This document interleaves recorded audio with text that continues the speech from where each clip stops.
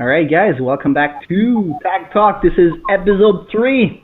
My code name is Elven. Once again, I have my partner in crime, my co-host Dark-Fenix. Say hi to everybody watching. Hey And everyone. today, our guest from the West. So in line with having the best players of all time, today we have one of the original gods of Laser Quest, multiple NAC champ, world champ, Vegas champ, I think, yeah, a couple of Yep. times. Please notice the spaces. The man, the legend, 007 himself, Nate. Say hi to our viewers, please. Hey guys, how you doing? Thanks for having me on. Awesome. Great intro. Thanks for being here. We're really excited to have you on. So as you guys have noticed, we've had Adam for our first episode, somebody from the north, and then we had Lollipop, somebody from the south, for the second episode. So third episode, we really couldn't have anyone else than the legend from the west, definitely one of the best players of all time, Mr. 007 himself. So today we have a bunch of topics that we're going to be talking about, and I'm actually really excited to talk to you because I started playing around 1999, and back in the days we like the legend, like you guys were it, right? Like the Legend of the Phoenix, you guys were the team to beat, and obviously you were the most like vocal and famous figure from Phoenix. So like from my heydays, from my like very first time playing Laser Quest, like you guys were it. There was like no better than Phoenix, and you 007 as a figure were like the god of Laser Quest. So I never would have imagined like 20 years down the line, I get to like pick your brain about your history, ask you all types of questions about the history of Laser Quest. So this is going to be a good one. Nice. Well, I'm excited to be here, man. Thank you for that. That's kind of too flattering. I don't know how I feel about all that, but I'm excited to talk about my favorite topic's the old days since I'm no good anymore. So I wouldn't say that. And I think you're even gonna like have a chance to forecast your talents at a few tournaments coming up, right? So yeah, I think they roped me into playing in the Denver one, and then I think there's one coming up in Phoenix in April. I'm playing in that one as well. So. And I think you guys might actually like. I wouldn't exactly call you washed up. I don't know. I can't wait to see. I would. So let's start at the beginning. When was your last tournament? Go ahead, Phoenix. Yeah, when was the last tournament that you played? I played in the tournament in San Jose. That was last year, definitely, and I should probably remember the name of it, but it was like there was a really great turnout, and I played with Ouija on his team.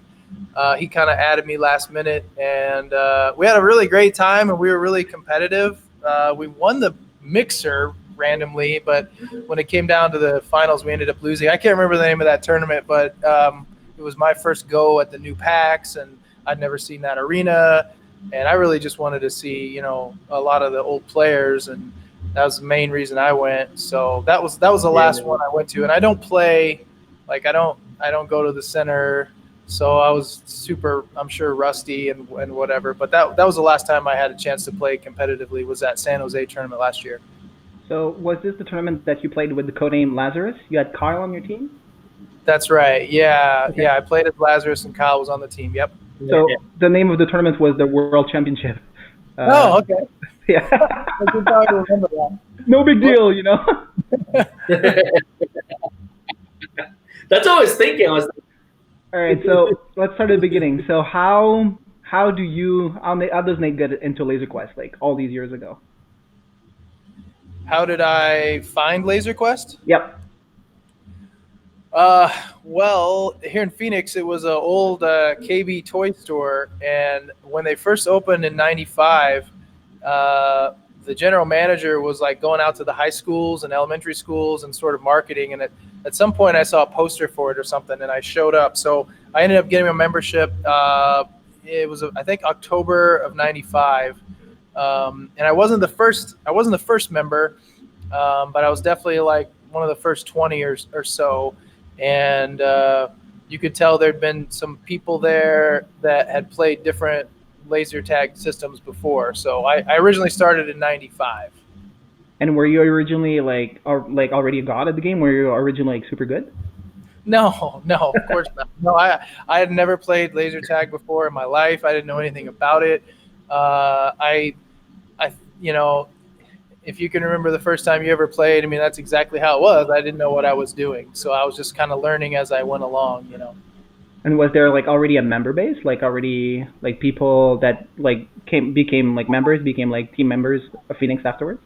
Yeah, so since it was one of the, other centers had obviously been open before that, so they had a members night every Tuesday, and it sort of just it kind of compounded. It started growing and growing. I believe it was every week. It was every Tuesday night, and after maybe being open about 6 months, members night was like selling out. It was like it was the coolest thing in town. Line was out the door, and we'd have to call early to reserve spots. And Oh wow. it just kind of slowly grew to this thing that I really miss. Yeah. Members night it was such a good time back then. And how do you get into competitive? How do you get in? How do you get recruited? Basically, are you the one that started the team? Did somebody recruit you? No, I mean it was basically me. When I started, there were other members that were better than me for sure. That you could tell they had played, and they told me as much. They had played like Photon. We had an old Photon here in town. They played maybe an Ultra Zone back where they used to live, so they knew a little bit about how to play laser tag in general. And around here in Phoenix, those original guys by the code names of Dr. Bass and Cygnus. These guys never really played on any tournaments, but they were the ones that were there sort of before me and kind of gave me, I guess, a springboard to jump into being more competitive, which really started at members night. I mean, it was really where it was. It was all about the members terminal. You'd come out of the game, like hit your fob against the thing and like, oh shit, I'm in first place now or whatever it is. And, it was kind of that was the original competitive scene. And then at one point we got a flyer, and it was in like January of '97, I think, and it was for a tournament. And we didn't know about NAC, so they already had two NACs. Yep. I don't know, a couple teams showed up or whatever. It was very small then, but we didn't know about it. I didn't know about it. I don't know why we didn't know about it, but we didn't know about it. So we did find out about this tournament up in Spokane in '97, and that was called the Best in the West. And we got a flyer. It said that you needed 10 players, and it was up in Spokane, and that's all we knew. And we were like, wow, wouldn't that be crazy if we actually went? And a bunch of broke kids, somehow we did it. We went. We didn't know what to expect. We played our style, and we got up there. Literally, like, everyone was totally different. We thought it was weird the way they played. They were kind of like going for fronts and backs, and like we were all sideways laser chasers. Like that's how West Coast was. That's kind of how we were. It was all West Coast. But anyway, we'll talk about like styles and things later. But as far as tournaments goes, that was the first one. And but was there anyone that actually plays now that was at that tournament? Your first Best of the West tournament? Was there any other like players that we know now that were at that tournament? Yep. Yeah. That played against you because you said once and they had different. Yeah. So Denver was there. That was probably the I would have to say second best team that was there. I mean, I know Salt Lake City had a team. Edmonton came down. Calgary was there. I think, I can't remember who all else went, but the main rivalry there was definitely Denver. But we didn't know of these people. There was no Facebook. We didn't know how to connect with anyone. It wasn't until after that tournament that we figured out how to connect online at alt.sport.lasertag. But we ended up just absolutely throwing that tournament. I don't think we lost a game, and I think the games we won were like thousands. I mean, it was like overwhelming, and it was with those big 4IR, 4IR lasers, which were like amazing to us. So we did really well in that tournament, and that really launched everything. After that, we were like, holy crap, this is amazing. We're gonna do everything now. And so that really started our whole tournament competitive scene was the best of the West, and I have the plaque. So this is nice. You came Wow.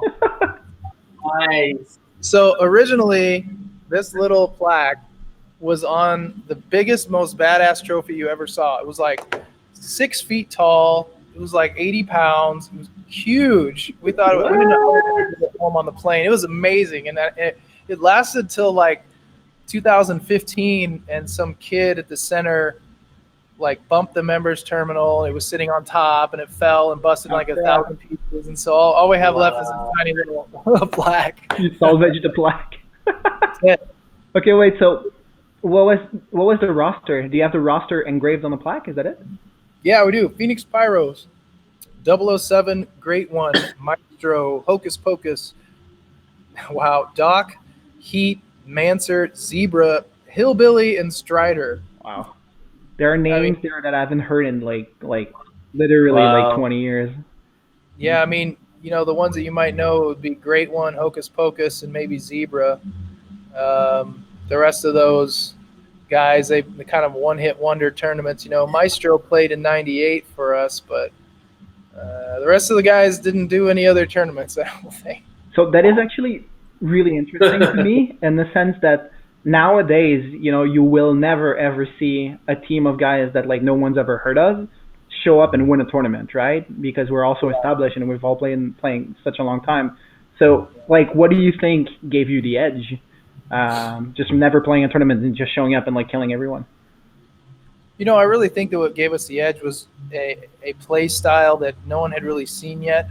You know, and I noticed everyone else looking weird. They probably thought that we looked weird, but in Phoenix, I think our packs were so terrible that, you know, I remember laser being like the only thing you could hit.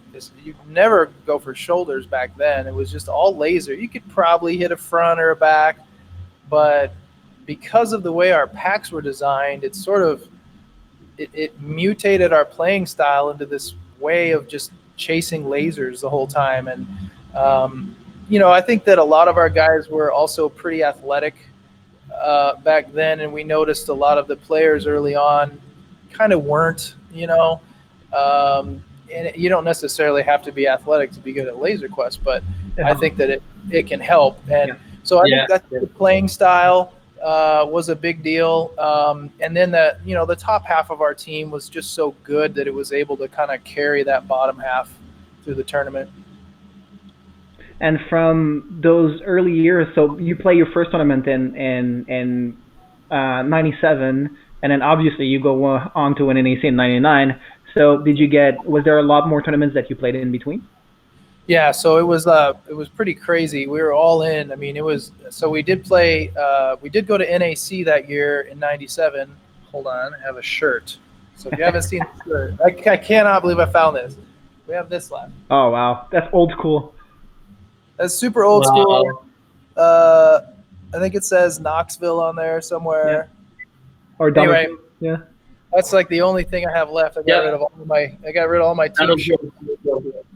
But yeah, so we went to NAC in '97, and you know, '97 and '98, interesting years just because, you know, there's no triple quest, right. There's no pack rotation, and so like we go in. I think we were what we thought were kind of the favorites in '97, and you know, it's hard to tell.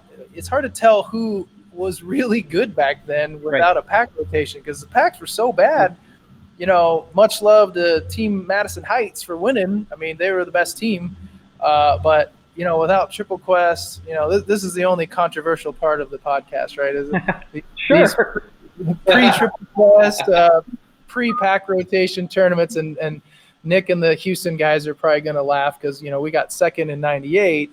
Right. We were pretty dominant the entire tournament, just absolutely killing everyone. And then, you know, you go in the airlock and you pick a number and they're like, that's your pack, 30 minutes, good luck. And we were like, yeah, so that's how it went. A lot of people don't realize that, you know, you you used to walk into the airlock and they would just give you a number and that was your pack, and you had one game and you better, do good that game. And I remember we had this guy on our team, Bloodhound. He was on great guy, good player, and he drew the pack number for the pack that had been offline for the whole tournament after the captains decided it was like terrible. Okay. I don't know. Turned it back on, gave it to him. So he might have got negatives in a 30-minute game. I can't remember what it was, right? So, that's just how it was back then, and everyone just kind of rolled with it. And it wasn't until 99 that they finally did a pack rotation and they finally did triple quest and all of that. And so, that's when we were finally able to win. But that wasn't our only tournaments. We were playing. Honestly, I cannot remember how many tournaments I played in. 20 years ago. Yeah. We played. I know the Valentine's Day Massacre was a big one. Yep. There was a Michigan 3-man. There was almost always a Vegas 5-man. We played every year. The Best of the Best, which was like a 2-man tournament in Phoenix that we had every year. We played one in Lincoln one year, and Ouija. If you guys know old Russ, Yep. Bless his heart, had a few bucks back then, and I didn't. So he would like fly me and Hocus out to play tournaments so we could win them. So you can We were carry. like agents. Those are the good old days, man. Oh wow. So- Okay, so already like in those tournaments, whenever you would show up, you had a good win percentage. You'd like most often win, make the finals. Yeah, I think it was strange if we lost during those times. It was definitely like a holy crap moment if we actually lost the game. It was Right. like, what happened? What is going on? I would say from 97 to like 2001, that's how we all felt about it. Was like, what, if we lost, surely it was because something else happened. We didn't want to like accept that we might have actually just got beaten by another team, right? So, And who Yeah. were the other good teams back then? Who was your main competition? well, it's always been Denver. Yeah. Yeah. So, right from the get-go, Yeah. it's been Denver. So, and a lot of it kind of is flamed by the alt.sport.laser tag and LQ Arena and these ways where you get online and you start like crap talking back and forth, and you know how that all was. Oh, yeah. It's still the same, really, but back then it was pretty rampant because you had so many players playing, and everybody wanted their own recognition. And the problem was a lot of these teams, there would be like a couple really good players from a team, but the rest, the bottom end, would be pretty poor, so they wouldn't have a very good showing at the tournament, right? So that was always the challenge. But I think from the get-go, it was always really Denver, but it was kind of healthy. Like we always, we'd talk some smack right online or whatever, and we wanted to beat the hell out of them at the tournaments. But they're just always such nice guys that, Yeah. none of us ever had a problem with any of those guys. They were just cool. They were just nice people. So it's hard to hate them. Yeah, definitely. It was never personal. It's just in the The spirit. respect was there, That's right. Yeah. So obviously Denver goes on in a few years like to win 3 tournaments, but at the very beginning of your rivalry, you guys have the upper hand. So let's talk about NAC 99, which is the introduction of the Triple Quest. First of all, do you know how this came about? Hold on. Before Yeah, so there was like a sort of members uprising about it. I think early in '99, actually probably '98, maybe after when regionals were happening, that members were always like, the packs are different. The packs are different. The packs are different. Like they're not all the same. We have to do a rotation. And corporate was always like, no. What are you talking about? Yeah. Our gear is perfect. Well, finally, some of the guys at corporate were like, look, okay, we get it. You're right. And they basically just did what we told them to do. I mean, they let us run it how we wanted to run it. They're going to marshal it and do all that. But when it came to like the bones of it and making it fair, they wanted it to be fair too. And I think they saw in the end that was the only like true fair way to do it. So, we argued for years about what the hit cap should be and the hit limit and all that other crap. But the fact that they finally put a pack rotation in and Triple Quest, made it like just 10 times more fair for everyone involved. Yeah, true. So Is it a big shock for you? So all of a sudden you've been playing all these tournaments and stuff, and then you go to 1999, and now you have like 8-minute games. You have triple quest. Like how quick were you guys to adapt? it was strange. We didn't really practice that way back then. They were all 15-minute games, so they felt really short. The triple quest, we loved that.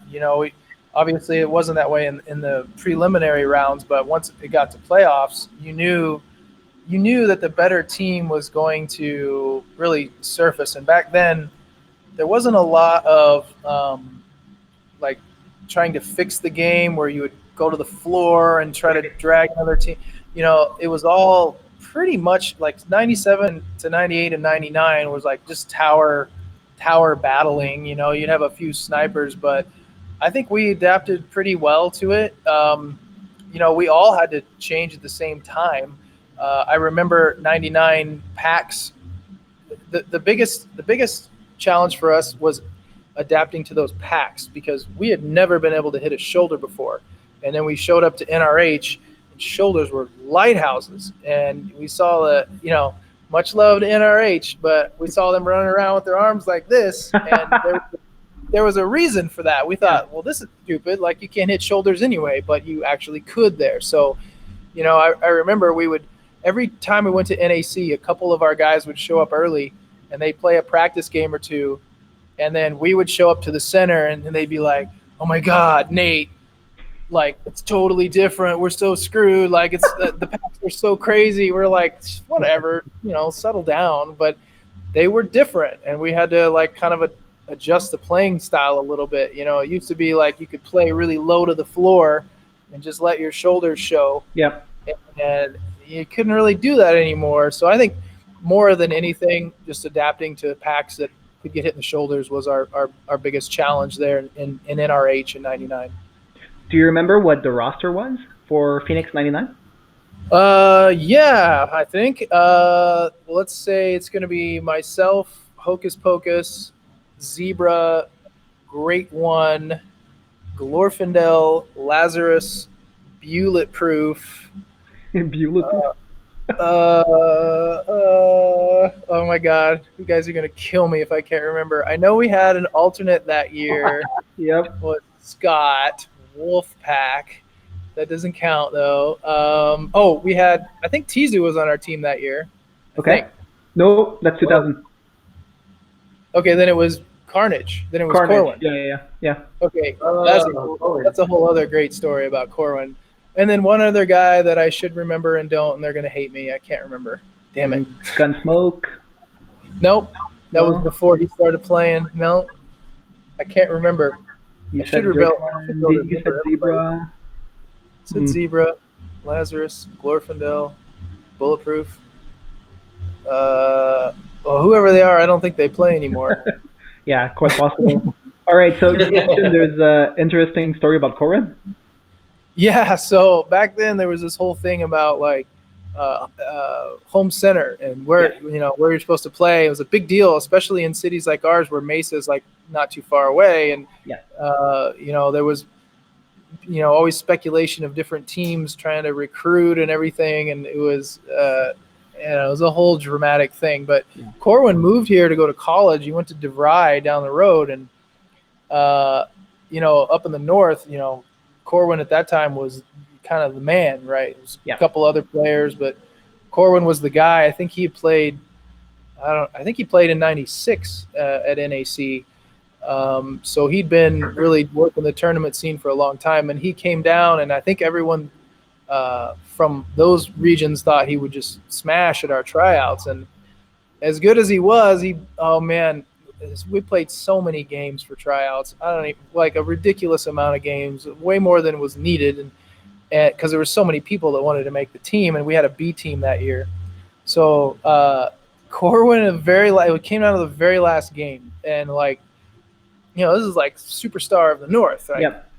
Everyone thought he was a shoe-in, and they thought we were trying to rig the tournament to have Corwin come to. This was all Corwin wanting to go to college, right? So they thought we were trying to recruit. Didn't have anything to do with that. And it came out of the last game, and man, he squeaked it.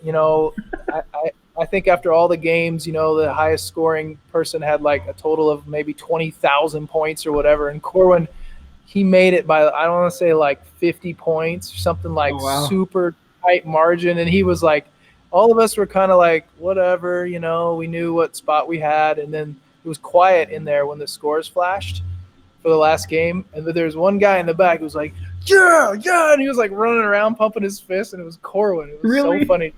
Yeah. Oh man, that's like I've always known Corwin as like super dominant, so it's really like funny to hear the story. Yeah. Yeah, he wasn't. I don't think he'd quite hit his peak yet back in '99. He was definitely on the lower half of the team then, but really always really good plus minus always Yeah. his whole career. Like he doesn't get hit a lot, and he's just a hell of a good teammate. And I love Yeah. Corwin, and now he's like definitely one of the best ever for Yeah. sure. Still. So NAC 99. Do you remember who you faced? Do you remember what rank you got after prelims? Oh, jeez. It's a while ago, Had to be first, right? I don't know. Yeah. I feel like we were top 1 or 2 rank. I know we played NRH in the semis. Okay. I think And that's. do you remember like you beat them down like pretty handily? Is it close?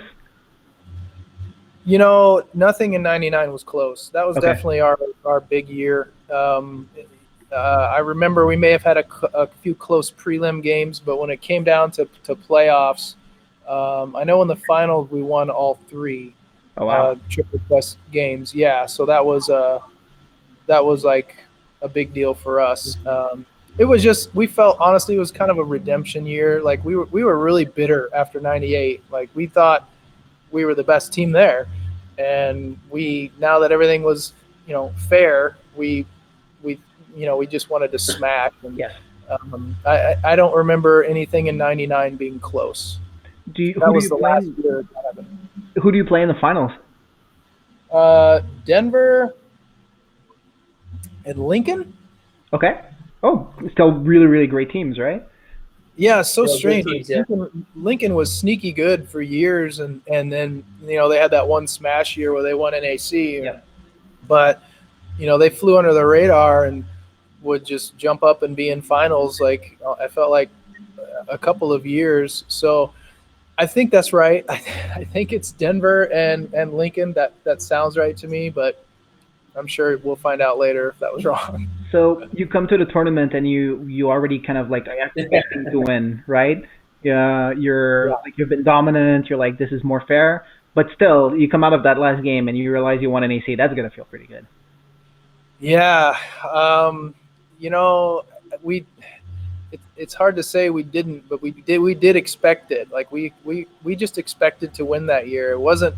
I don't know that we had much of a doubt at all. I mean, it all the side tournaments we'd been playing, the NAC before that, regionals, regionals we smashed, and '98 regionals we destroyed, and it just felt like I don't think anyone thought we were gonna lose that. And Chad and Mike had championship shirts made up and all this, so they there was a sort of a certainly an ego.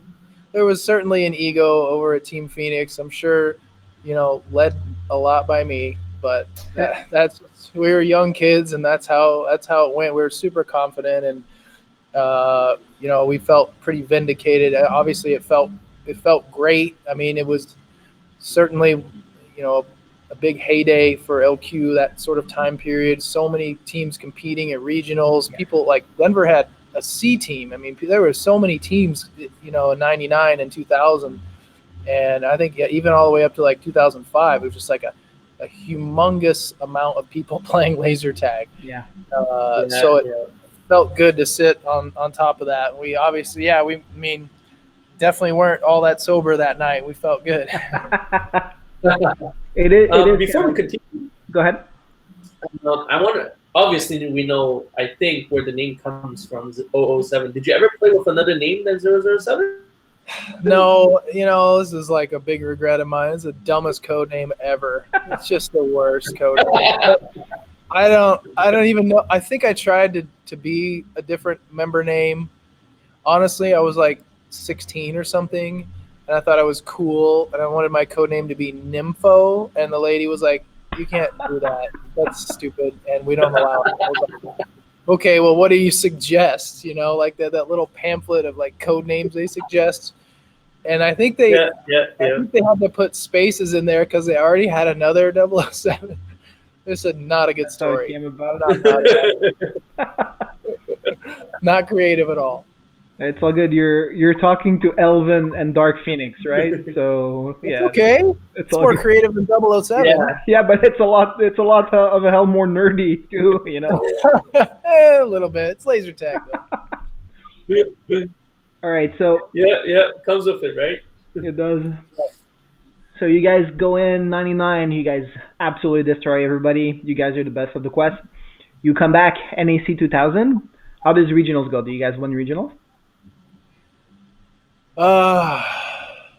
Yes, we won regionals. I believe that was Salt Lake that year, and that was a unique year because I think Denver was in a different region. It was either that year or the year after that they put Denver in the south. South, yeah.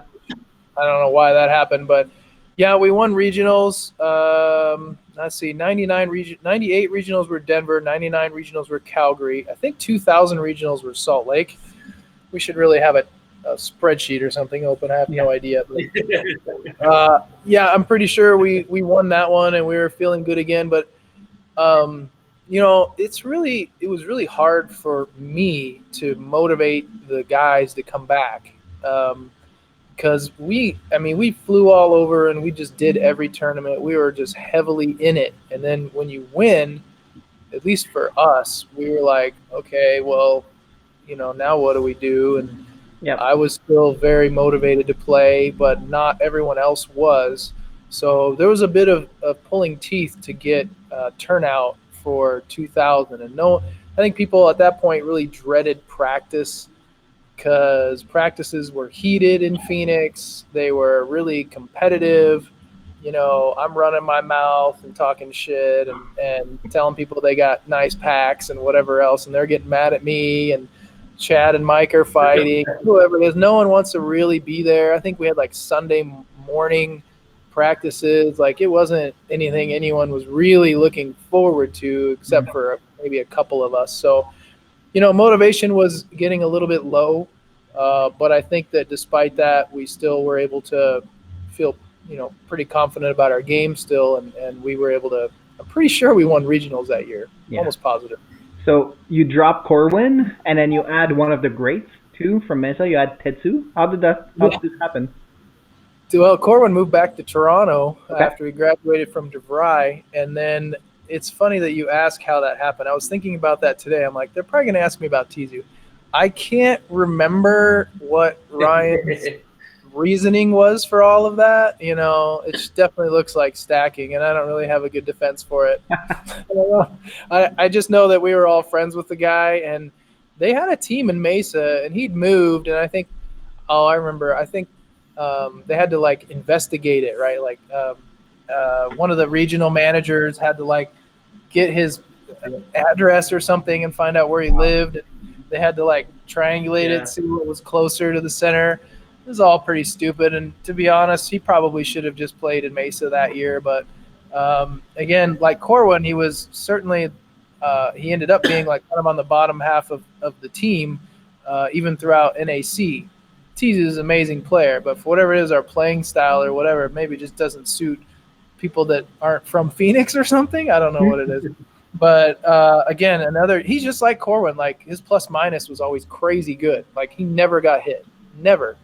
So he certainly never hurt the team. He only helped it. But same thing. He did pretty good in tryouts, though. I think I feel like he made like middle of the pack, and we played with this guy all the time anyway. So like we would go to their members' nights, they would go to ours, and Brian was one of the Mesa guys that actually hung out with us a lot. So I don't know, I probably just moved him into the fold. I don't really remember how that all happened.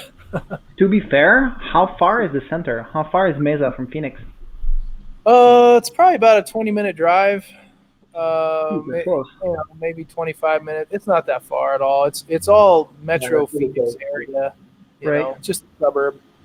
So to be fair, like, or actually, this is more of a question, because I've lived and I've played with like Team Toronto, and like whenever we would be over there, even though there's like four centers, all the members would play as a cohesive unit. Would always play like all go to one center, all go to one center, and play together, which kind of forms a team dynamic. Is it the same with Phoenix and Mesa back then? Yeah, it is. I think it was. Yeah, we really, even though we were down the road, we would coordinate events and things, and there was a bit of a rivalry there. Not everyone got along really great with all of the Mesa players, but for the most part, they were all pretty damn cool guys, and we would find it a good place to practice.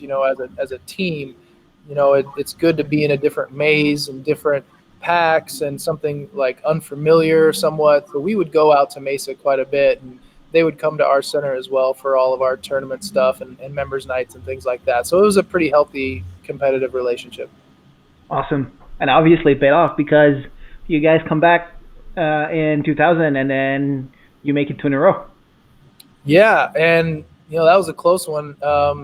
We definitely didn't smash like we did in '99, and we did well. I remember being pretty confident going into the finals, but Denver had also been just on a tear and also doing really well. So that was the final where we came out of the last game, and you had to really do some math to figure out who won, and that was a really kind of exciting moment for us because it was such an intense rivalry still. And when the scores flashed on that third and final game, we saw some of the Denver hands go up. And then, I remember who the other guy was on our team. His name was Edge. Oh, right. Okay. Jeff, damn it. Because at that moment, I looked at our accountant, Jeff, who's like big math nerd, right? And he's got it all like calculated. He knows exactly how many points. And then I see his hands go up as soon as Denver hands start to slowly go down.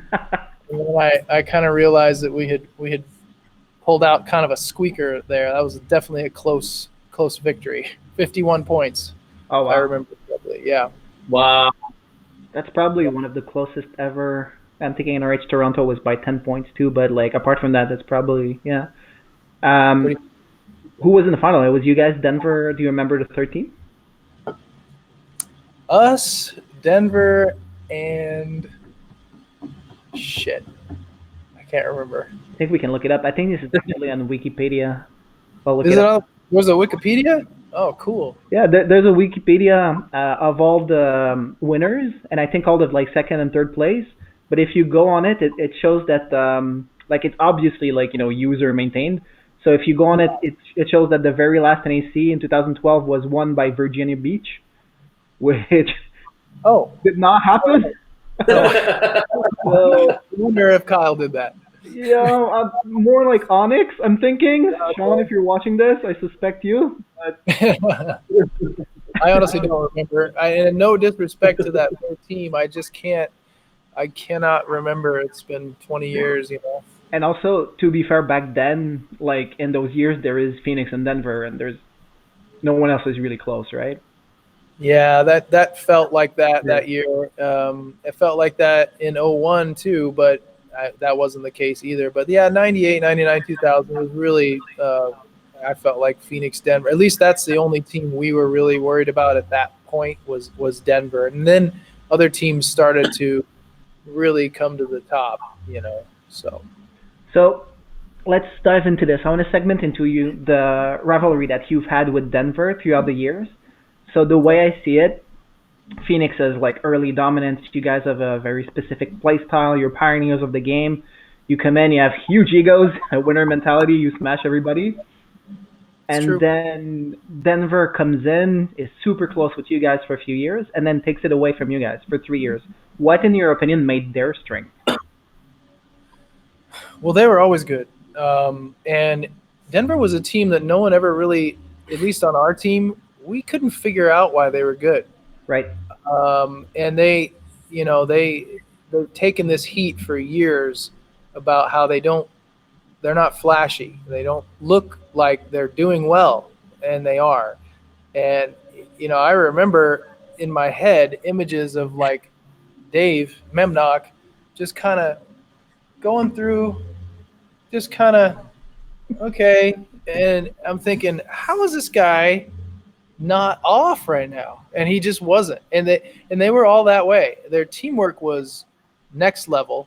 We used to like fantasize about being able to be a fly on the wall in their team meetings or in their practices, so we could understand what the hell they were doing. And there was, the Denver download was a funny little stupid, thing that people came up with. Like you go in and you think you're really kicking ass, and you come out and Denver won, and you're like, what? What the hell happened?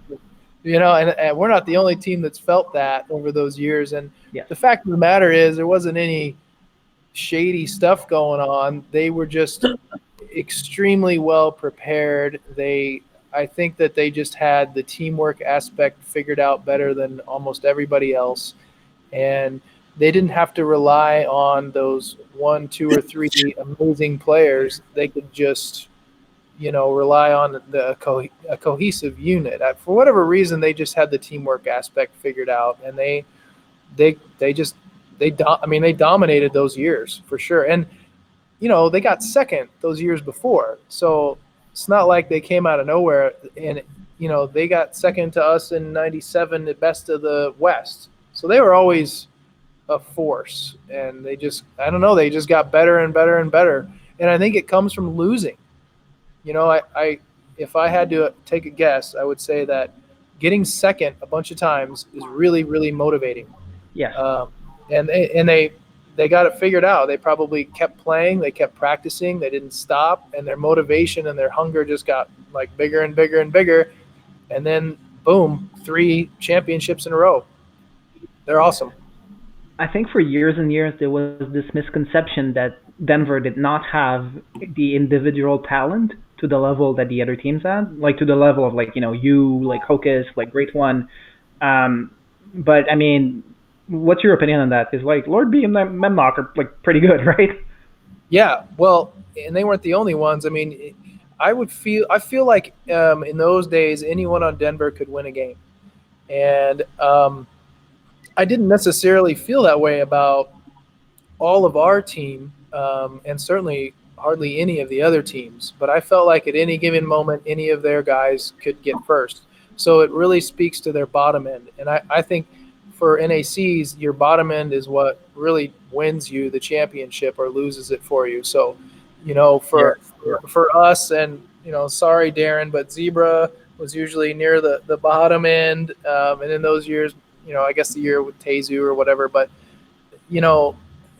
Denver's bottom end was fantastic. And so they kind of shared that with us, that they didn't have any really sort of poor players at the bottom or inexperienced players. And if they did, they knew how to protect them well.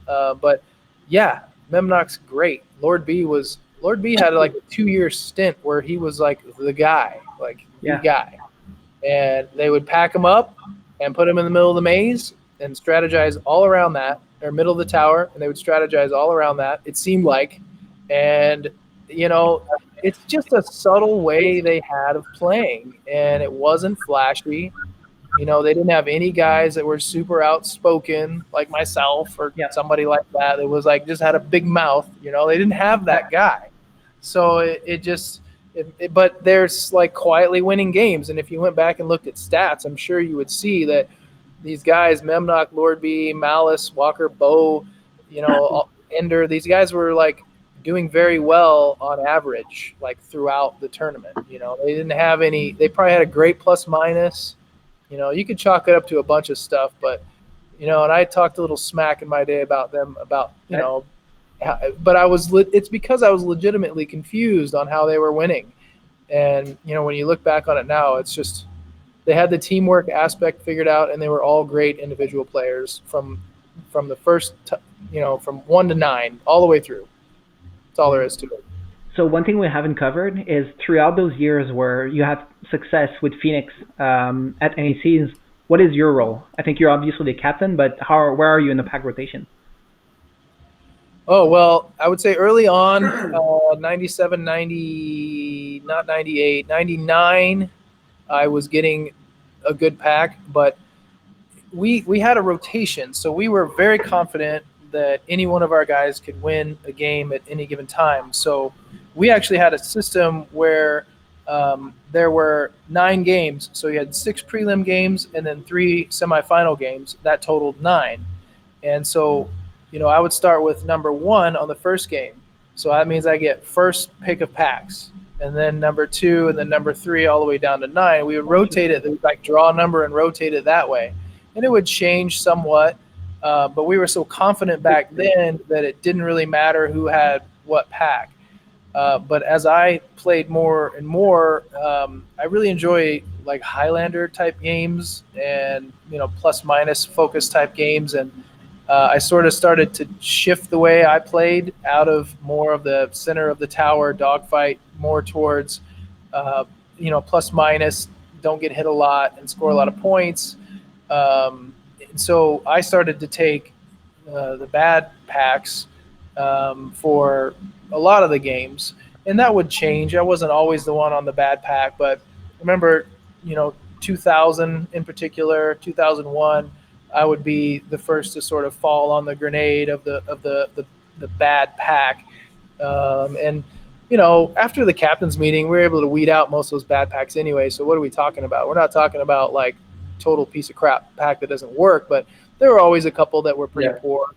There were some other guys that would be willing to take them. I remember doing a 210 run at some point with one just to see if I could do it. And what year was that? I think it was 2001 NAC, and I'm pretty sure I tagged a Colorado Springs player by the name of Bullseye in the back. Yep. And I ran, and that was the only time I ever did a 210 run, and it actually worked. So I liked it. I liked that style of play. I try to move in such a way that I can't get hit as much, but really on the competitive side, and especially when we got to finals, we talked about it a lot more, and we talked about matchups and who's in the game with us, where we want to take the game, and who's been more comfortable in certain spots. So we're really getting into a bit more of strategy now, but once it came to the finals or playoffs, we did switch things up for that. So one player that was probably packed up on your team, just from a statistical standpoint, and if you tell me otherwise, you're going to blow my mind, was probably Hocus Pocus, right? Yeah, he did. He certainly did. And to his defense, he never cared. Like, he never asked for anything. He just went with the flow and whatever the team would say. He wasn't really a very vocal guy as far as what packs to get or whatever. But I know in '98, he definitely in regionals and it's to some extent at NAC, but in regionals, my God, he had to have set records. I mean, this is funny. They had a spot. This was a '98 Calgary regionals, and they had a spot in one of the towers that Taylor would play at, Hocus would play at every game, and he was. I mean, these were 15-minute games, so he was getting like 1,800 points or some just an asinine number. Like, wow. And when playoffs came around, they roped off that spot because they thought it was too good of a spot to be like. I've never seen that happen before, ever, never happened again, where they put like a yellow tape in this little nook in a tower where Taylor used to stand because it was too god of a spot. I've never seen that happen before. But so to his defense, he did what he was supposed to do with those good packs, because he won a hell of a lot of games over the years. Yeah, laser chaser, dogfighter, big time. A little bit of a heady question. So who is Phoenix's all-time best player, you or Hocus? Oh my God, you can't tell me. You don't have to answer that. Well, I mean, I taught him how to play, so I don't know if that counts into it. And he's absolutely beaten me in tryouts before. But honestly, it's been pretty neck and neck. Like, I would, because I don't know how else to judge it other than like tournament performance and tryouts. But we've both won a hell of a lot of games. Yes. It's been pretty split, really. And also, is it fair to say that you're also like a very different type of player? You would both excel. Like I don't think you would excel as much as you do as plus minus. Like like maximizing bad pack and maybe vice versa. No, Taylor would get hit a ton, Right. and for whatever reason, I was always very uncomfortable with that. It was very frustrating for me. This is my ego getting in the way back then, right? Like, you can't tag me, and then I get tagged, and I'd be so frustrated for 5 seconds. And Taylor could go in and just stand in the middle and get hit so many times, but he would also tag so many people, and his Right. score was always really huge. Of course, he's dumping points to the other teams, but he's still coming out, top 5 at least. So absolutely, we had different playing styles, and mine, continued to be that way. Like I got more and more I guess better at the plus minus, where I think he lives in that just dogfight world. And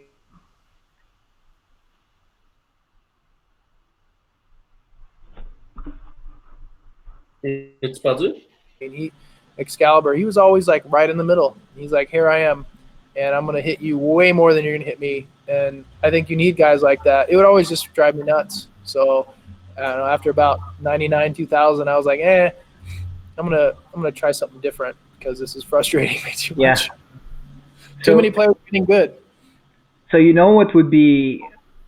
what would have been interesting is seeing you in your prime. If Double Quest was around back then, right? Because obviously plus and minus is a lot more effective in Double Quest, right? Yeah, and what a different game that is too. I mean, it really is different. For those of us that started out with just one game, we loved Triple Quest. But I don't think there's anything. And at the time, I remember arguing for Double Quest and thinking that's probably even more fair. Yep. But when you reduce the amount of targets by that many, it really does change the dynamic of the game and make it kind of a different game. Yes.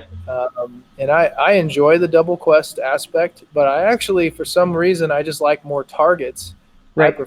I prefer the Triple Quest. I feel like it's a little bit more pure to what LQ was originally. It was always kind of a Triple Quest, red-green mixed.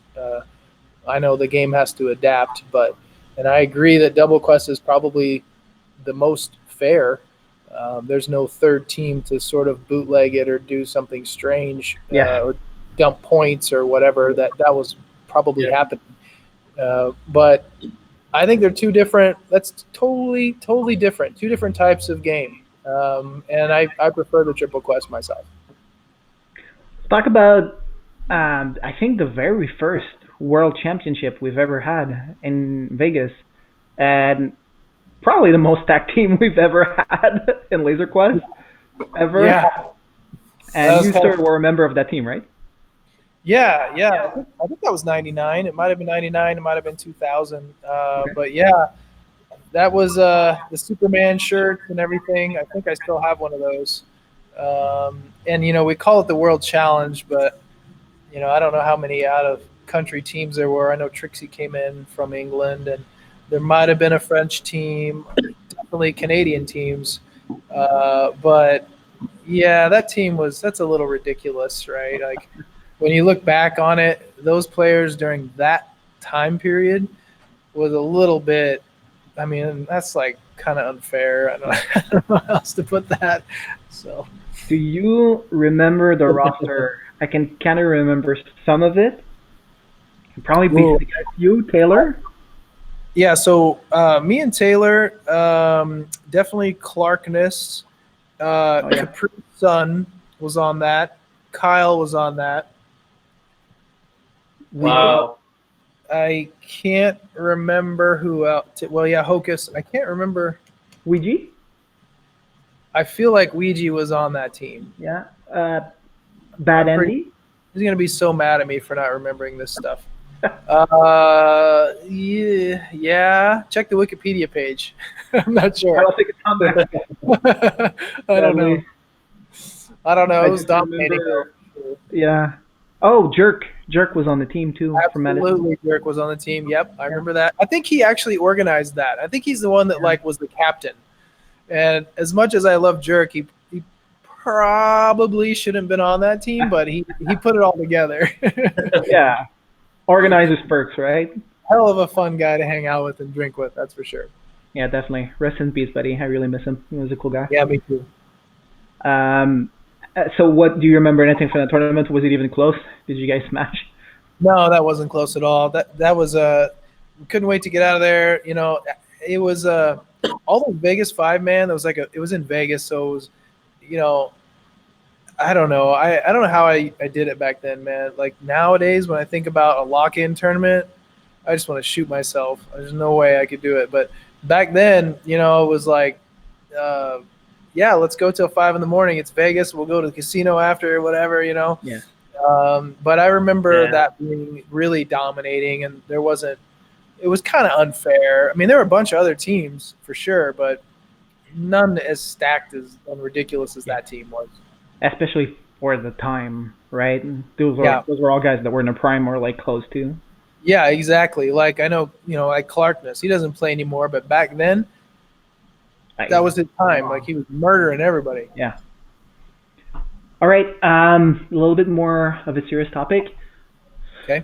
We've lost a few people over the years. Sadly, as you get old in life, you start losing people. You start losing things, and it makes you, I think, appreciate what you have more. But do you want to say a few words about Lazarus? I personally didn't know the guy, but I think he's a big loss, right? Yeah, he was definitely a tough loss, man. We were all pretty close with Chad, and you know, I don't know what else to say about him. He loved LQ, man. He was one of the guys that he would get annoyed at the practice, but when it came time to like be at the tournament, he had like, you know, he's one of the guys that had T-shirts made. He was super motivated to go play. He was very competitive about it all. He wanted to beat everyone's ass, you know, and he won a bunch of games. I feel like he got better as he got older. He was really young when he first started, and he kept getting better and better. I need to plug this laptop in. But that was a tough loss for us here in Phoenix. You know, we pretty tight knit group.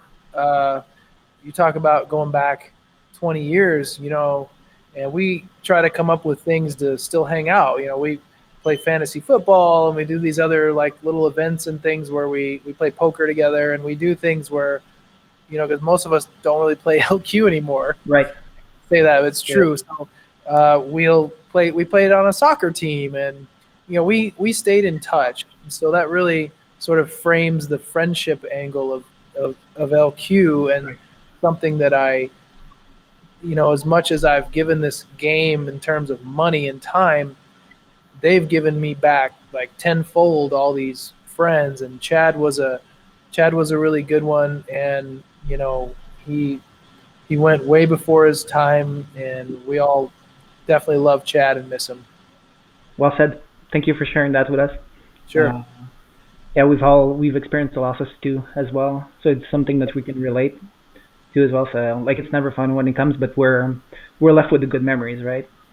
Yeah, we are out here out west. You know, rest in peace to Chasmere, Charlie out in Mountain View. We've had a couple guys. I mean, and we're getting older, so I suppose that's just the nature of life and how it is. But we've got some really fond memories, of course, with Chad and Charlie and Jerk and some of these others that we've lost over the years. So I'm glad to have known them and been able to play with them and see their excitement for the game. Definitely. Okay, I want to segment into. I think you're going to be a good person to ask this. I want to know what your personal top 5 of all time would be. Oh man, of all time? Mm-hmm. Wow, you know, you put this in the podcast note. I probably should have thought about this a little bit more. So I'm automatically omitting myself from this list. I think people might be surprised to hear that, but I'm going to. No, you don't have to. You can put yourself if you want to. no. I'm not going to be on this list. I won't do that. All right, fair enough. People already have a certain impression of me and my ego. I'm going to omit that part, so we're not doing that. But I will add. I would say that Excalibur is definitely on there. You guys have already interviewed him for the podcast. Yep. Just amazing player. I watch him now, and I still can't believe how he's scoring the points that he can this late in his career. Even now, these people that can continue to score points and do as well in each tournament back to back to back this many years later is really impressive to me because they've found this way of being, this way of doing LQ that I couldn't figure out. And I chalk up a lot of my drop off to just lack of motivation. Yes. And I see it from these players. I go to these tournaments and they're like super into it still in 2020. And I'm like, wow, back in the day, maybe I would tease that, but now it's admirable. And Adam, whatever he took back in the day when he was doing well, he still does it now. He's amazing. I think one of the best overall laser tag players is certainly Ricky from NR8. Oh, yes. That's two. Dark Angel. He's a kind of a legend in my book as far as he knows every system. He shares my affinity, I believe, for plus minus and strategy. He's a sneaky good player. He's extremely crafty, and it's really, really fun to play against him. I love to use the maze and be crafty and kind of sneak around and use holes and whatever, and Ricky is the exact same way. So Ricky would be another guy. All right, that's two. That's two. I'm at 7%. Have to relocate. Time out. Okay. Gotta plug the laptop in. Bear with Give me. you more time to think about your top five. We're moving. We're on the move. There's Phoenix in the background. You can see it. Got a really good view, yeah. All right, here we go. Does this work? Okay. Is it charging? We'll see in a second. We don't want our laptop to die. No. Went down to 5. Boom, we're charging. We're good. Excellent. Okay, so you got those two. Wow. I have to put Memnock in that group. Okay. Yep. I think he might have been sort of the de facto leader in Denver. He was certainly winning games back then. He continues to play. There's players that were amazing like in a year. Right. I think of like Big Playa or Clarkness or these guys. They had like a good year or maybe a good 2 years. But my girlfriend's giving me more wine. Excellent. Yes. But then the players that like continue to play year after year and compete in different tournaments, probably won an NAC here and there. Those are the players that I would consider, top 5 all time. Definitely. So what do we got? We got 2.5 there, 3. 3. 3. Gosh, who always used to kick my ass on the regular was Bad Andy. Yeah. I think you mentioned a minute ago. Another great guy, another guy that kind of reminds me a little bit of Excalibur. He would just win every damn game. And this was for years. He would win every damn game. I don't know. He was just a great dog fighter, and he was always really nice and respectful outside the maze. Love that guy. I'm going to throw him in there. You're limiting me to 5, so only one more spot. This is where friendships are made and broken, right? Yeah, I know, right? God, there's so many people out there. Let's see. Who else? Well, you got to put Kyle in there. Left-handed legend. The guy has been smashing for years. I've always said that left-handed guys have an advantage, but he really has always – he's always just won games. Like we just play. I played with him in San Jose. Yes. And he wanted to win so bad. He's like, we need to win this tournament. And I'm like, maybe you should have recruited somebody else to play but he was like all in it, and he was winning games. He was winning games back then. And you know what? It's kind of difficult to win a game when you're on a bad team. And I don't want to, talk smack about Virginia Beach, but Or Rochester. you know, Yeah, when all of your players are down, it's hard for you to be up. And he just was, and he was winning game. I think it's harder to win games on a poor team than to win games on a good team. yeah, that's fair. You get no support. Yeah, you got no support, man. Your team is off, and you're just killing it. And he's been killing it for years. The guy's one of the best of all time, and he's definitely on my list. And he's a hell of a nice guy. First time I ever met him, he'd won like, I don't know, 8 games in a row or some shit, regionals, and then NAC, won all these games. And he comes up to me, and he's like the most humble guy ever. He's like, Yeah. "Oh my God, you're like the best," and et cetera, et cetera. I'm like, "You're way better than me, dude. What are you talking about?" He's still better than me. So he's on the list. Is that 5? That's 5. Yeah. Okay, we're done. Well done. You did it. Honorable mention to everyone else I forgot. It's actually really interesting because, like, as I said, you're the third episode, and everybody has kind of like a little tweak to it. Some names come back, some don't, but it was really interesting to hear Memnock because definitely you're from the West, so you've seen him, you've been like, a witness to his accomplishments throughout the years. And yeah, the guy definitely deserves it. Well, he continues to play tournaments, and he's won 3 NECs, and he's won at least 1 or 2 regionals, and he won a bunch of side tournaments. And I'll be honest, he continues to confuse me. I see his playing style, and it doesn't make sense to me. And whatever he's doing, he's scoring points, and he's always done it. He's just always been that way. And again, hell of a guy outside of the maze. He's always super humble. He's always just very kind and polite, and that really goes for all the Denver guys. So, Memnock's Dave's the man. He's a good guy.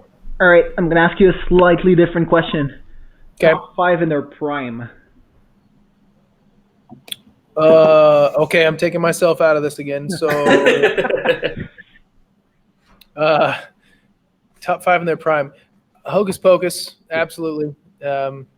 That 98 to 99 time span, he was just untouchable. Insane. Yeah. I think Kyle's on that list as well. Yep. Again, I think Lord B was on that list. That was at least 1 year or 2 years where he was untouchable. Yeah. Let's see here. 3 so far, so good. Yeah, 3's pretty good. I'm trying to think of some Houston guys that were, Nick was really good back in the day. So was Ray. So was Capri. They're getting honorable mentions, though. I'm going to put them in the top 5 in their prime. Let me think here. Let's see.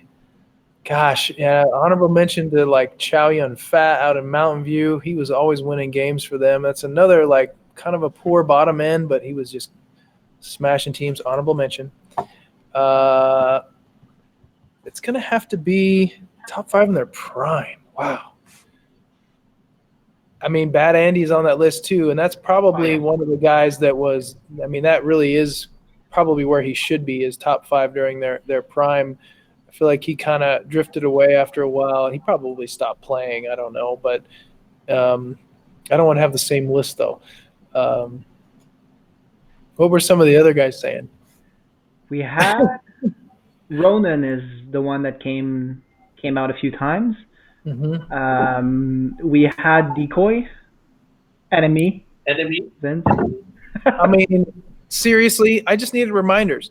Of course, Enemy. Of course. That guy was all the hype. I remember we went to some Mesa 4-man or something, and everyone was like, "Oh, Enemy's gonna be there," because he was like the guy. Like Enemy was like absolutely, he's on this list, probably number 1. Enemy was the guy. No one could figure it out. I remember the first time you play for years and years, and then you hear the rumors of some, whatever new player, and you're like, yeah, whatever. And there was such a hype around it. And we got to the tournament, and there's this guy, like right in the middle of everything. spinning around and flipping his laser and doing all this crap. And I was like, damn. And he won a bunch of games. I mean, the guy he was all time. So I'm definitely putting Enemy on that list. That's a good one. And of course, Blair. I can't believe I forgot about Decoy. I mean, was he left-handed? Do you guys remember? Yes.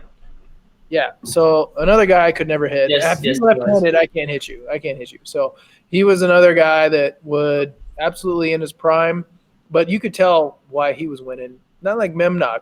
You could tell Blair was kicking some ass. Yeah, it was. Yeah. So, okay, I think that's 5, right? I'm good? Yep. Yeah. You're almost out of the woods. Yeah, Okay. you did it.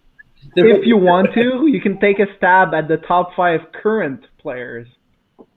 Oh, geez. So I'm a little disconnected from that. I know,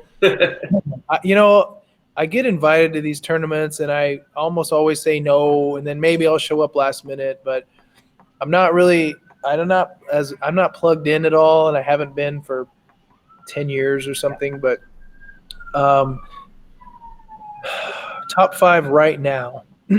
I think Kyle's still on the list. I just played with him in San Jose. He won a ton of games. Killed it. Yeah. I mean, it's amazing. So's Adam. Adam was there. Yes. He won all his games, I feel like. I mean, it's crazy to say that they're still on the same list, but I think Kyle and Adam are on that list. Yep. I think, gosh. They're still active, right? So What's that? I said they're still active players, so obviously they're in the prime and they're still currently the Yeah, best. they're still active. So yeah, I gotta say that they're still damn good. They're I don't know if we can go outside of the country, but Trixie, and there's a French player, and I can't remember his name, but he continued to win games every time I saw him. If it was a WC, it would have been Hammers. Kamikaze? That's it. Kaz, yeah. Oh, okay. Kamikaze. Yeah, he was good, but I don't know if I should put them on the list. We'll stick to the North America. So, gosh, who else? There's guys from Arizona that I should probably mention, but I'm not going to. Let's see, the California guys. Shaolin was winning some games. I don't know about that. Gosh, top 5. Blue Flame has continued to be obviously the best female player ever. Sure, she's amazing. Yeah. We don't have that many female players. We never really have, but she's frustrating. She's got that aggressive play style. She's always in your face, and she can win games still. So yeah, I'll put her on the list because I feel like she's super into it still. All these years later, all the NACs she's won, and she hasn't really slowed down or missed a beat. And I feel like every tournament that happens, she's gonna fly out and play in that tournament. Yeah. She's all in.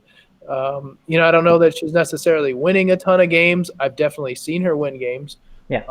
So I'm gonna put her on that list. I feel like that it's funny because the sample size is so much smaller now than it used to be, right? Yes. There's so many fewer players. It's kind of sad. Yeah, for sure. Who else have you guys heard? Give me another reminder. Trying to think. Right now, Wolverine, maybe? Phoenix. Okay. Justin, Justin, Hot Dice, yeah. Oh, Hot Dice? Oh, yeah. Okay, that's a good one.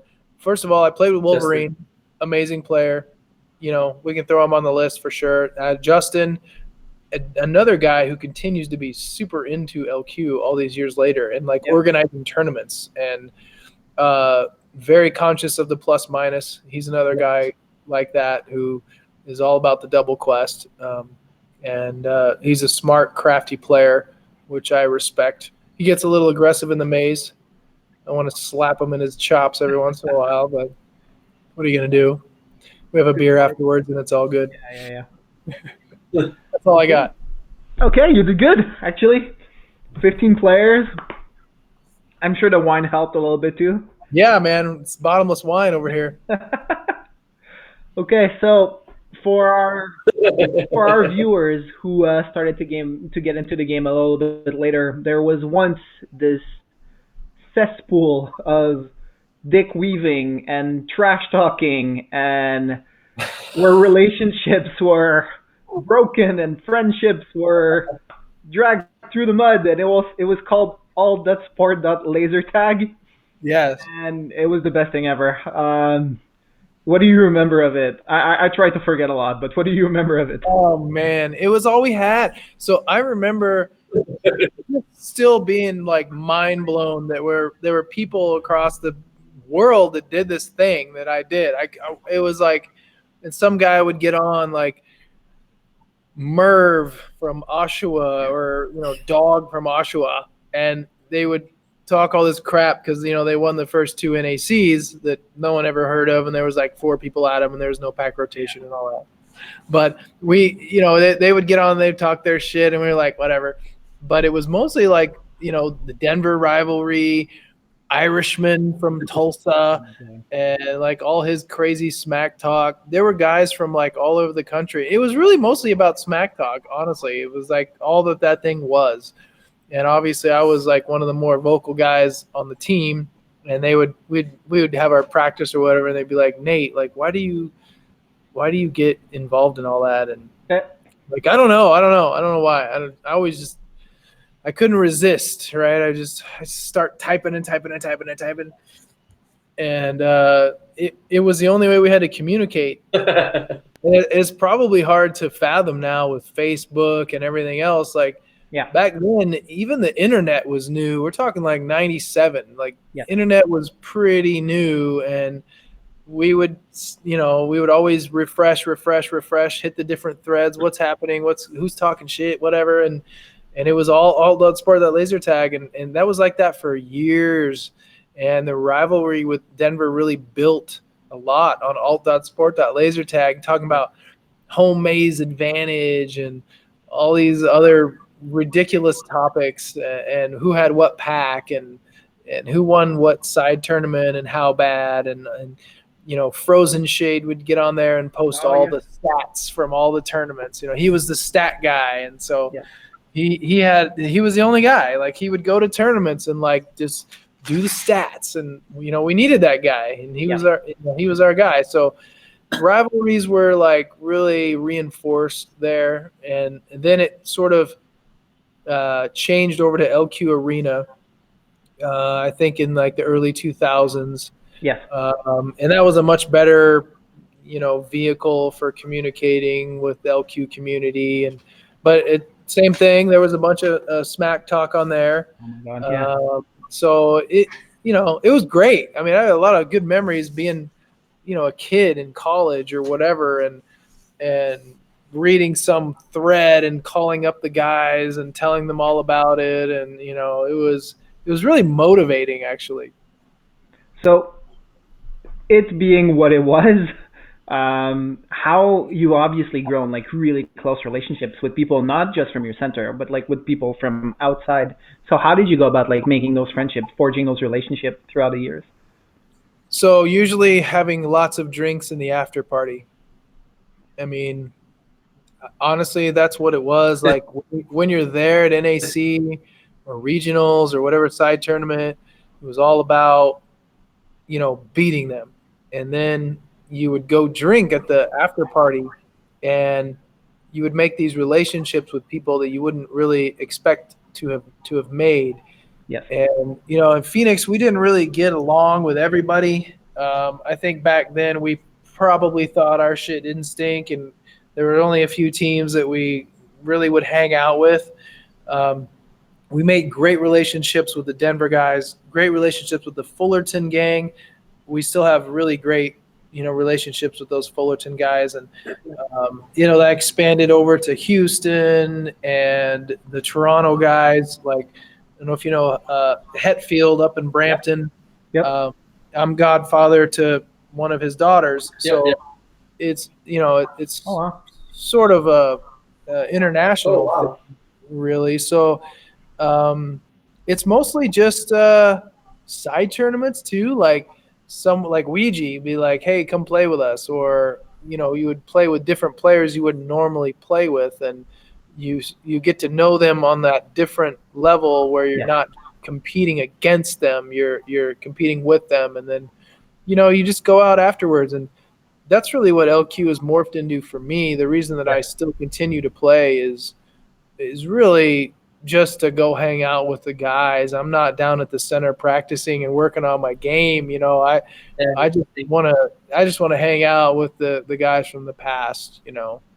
See people you haven't seen in years, reconnect with them, and just really have a good time, right? That's right. Yep. So you've worked for Laser Quest before, right?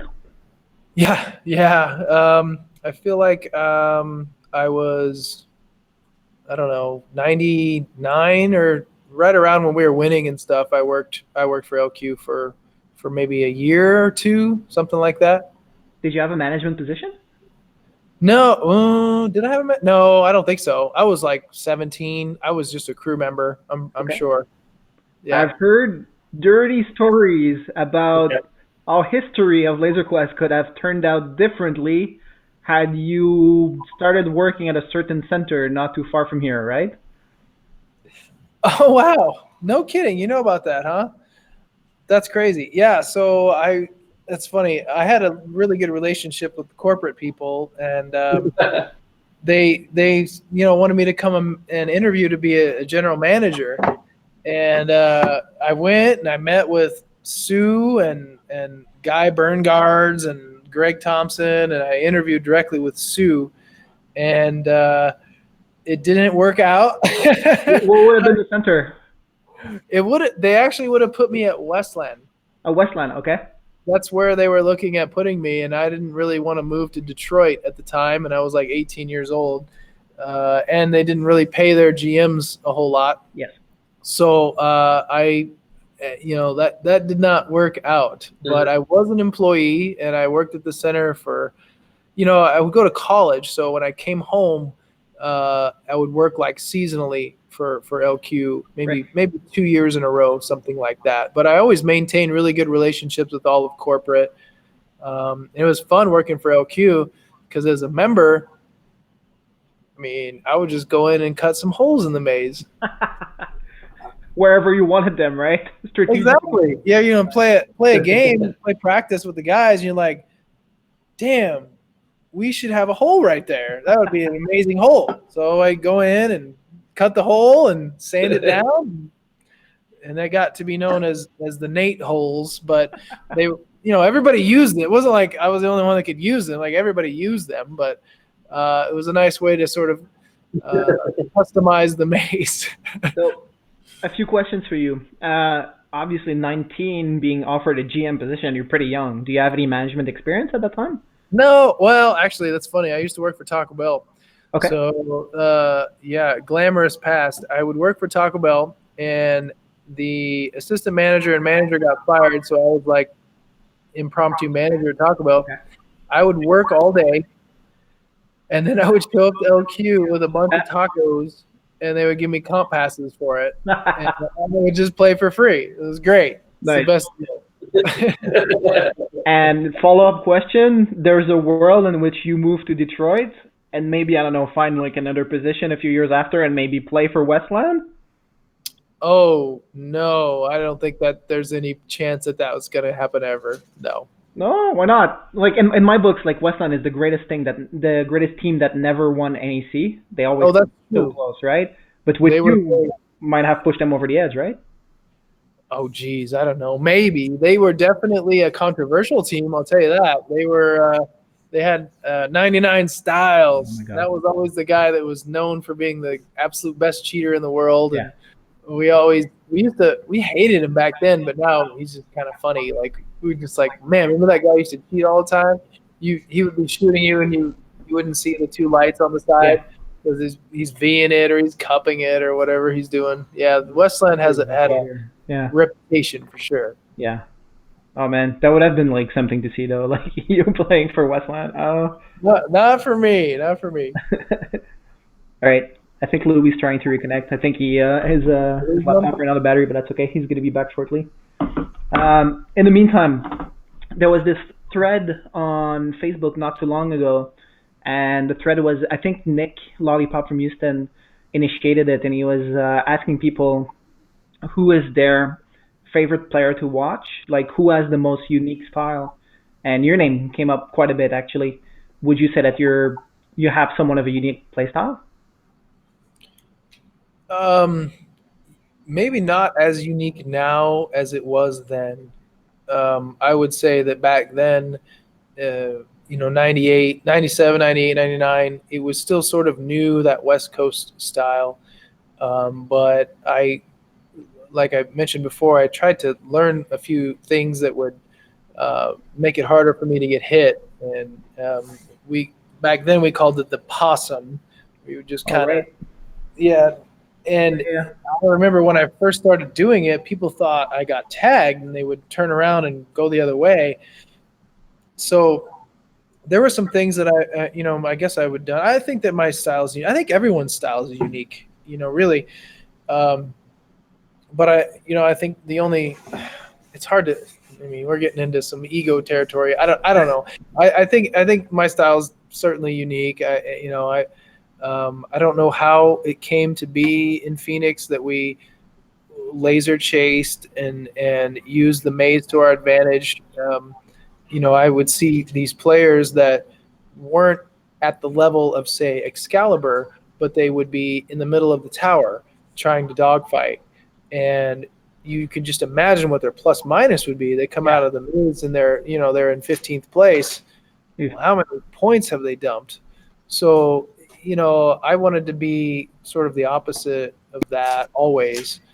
And that possum and using the maze, like, why wouldn't you just get behind a wall? Yeah.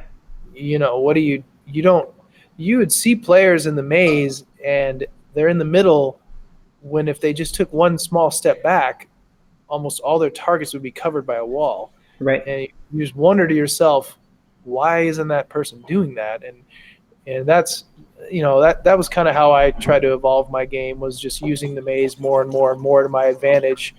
And it took me out of that dogfighting role, which I still embellish. I mean, I love doing the dogfighting, but yeah, I would say that it's a bit unique. But again, I believe that everyone's is unique. I remember the story from Blair that told me the first time he played against you, he came up and you were shooting through like kind of like a ramp and shooting through a window, and then he came up, I think, to your left, and then you didn't look at him. You just like spun your laser, tagged him, and then kept on doing what you were doing. And he was like, "Holy!" And he actually told me like, this is what got him into Laser Quest, right? He saw that and he was like, oh, "Okay, I want to be as good as that." No way, Blair said that. Yeah, yeah. Oh my God. This Oh, was that like makes me he feel told me really this maybe good. like I 15 years you know, ago. when you hear something like that, like from someone as good as Blair, that's pretty cool. I have to say that's pretty cool, and that's a stupid move. Like, what am I doing? Like, I used to do some stupid moves that are what you would call like a low percentage shot, right? Like, what do you? I'm probably like, huh. I'm over here, and then I go, like, that's a 1 in a million bullshit Yeah. ego shot that I got him on, and it changed his course. That's so funny. That isn't something that I would do normally. It's who knows what who knows what was happening during that particular time. But as you play it so many years, you get bored with the same old. I think I get bored with the same old moves and the same old stuff, and you want to try some new moves Yeah, that might definitely. be stupid. That's great. I love that story. I've never heard that before. So earlier during the day, and I'm a little bit on board with you in the sense that there is something very noble, honor bound in the way that old Laser Quest was played, in the sense that before Brampton in 2004, we would just go to the tower and beat each other senseless, Yeah. And it was kind of like a gentleman's agreement to do that. And That's right. obviously, I feel like Phoenix was one of the first teams to really embody this and take advantage of it. How did that come about? Denver. So, there was always that third team in there that you had to worry about. And if two of you went to one place, the other one just had to go. Right. And much credit to Denver. there were teams that would try to drag it to the floor or try to do something that they thought would give them an advantage. And I would walk over to the team meeting and talk to whoever the captain was at the time, Malice or Walker Bow, and be like, do you guys just want to go to the tower? What do you want to do? Yep. And they're like, well, we like the right tower. And I would say, okay. Or maybe we would say we like the right tower. Okay. And I have to say that it was a West Coast thing. The same thing was true with Fullerton, with Mountain View, with Fresno, maybe Calgary even. We would say, it was like a regional respect or something. Right. And we would say, where do you want to go? And we would go there and they would go there too. And there was no question, like going to those games, I never had any worry that some team would try to take off and go a different way. We knew that you're right. It's honor bound. It was like, the best team's going to win this tower. And so we're going to go to this tower. And I don't think anyone in the West ever tried to bootleg or do some weird stuff. It was only when we dealt with like other regions where we would have a plan and then they would lie to us and go somewhere else or whatever, which is fine. It's all their strategy. Yeah. Never happened in the West, man. Stay West strong all the time. Would your players ever moved on your team because you had them like in fixed like location, right? We did. So yeah, I don't know if you ever seen that, but we would the first thing we did when we got to a center for a tournament, regionals or NAC, is we would walk the maze and draw a maze map, and then we go to Kinko's and blow it up like massive, like put it on the wall, all the towers and the floor if we could, and then we would put pins in where we like to play, and we would strategize that way. There was a lot of strategy on Team Phoenix, and those maze maps were always a good time, but they're only so good as the plan. You never knew what was really going to happen till you got it. But yeah, we would definitely have positions in each tower based on what each player was more comfortable playing. We had certain ramp players, and there was always maybe a floor guy that would just sweep up the snipers because there's always going to be like a few people that are on the floor. And that was usually the poor end of the other teams. Yep.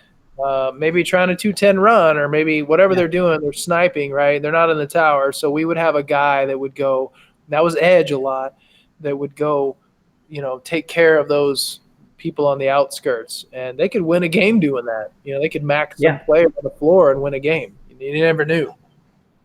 Oh, interesting. Okay. By the way, I don't think we're getting Phoenix back. I think his laptop died. So bummer. He's charging right now. Yeah.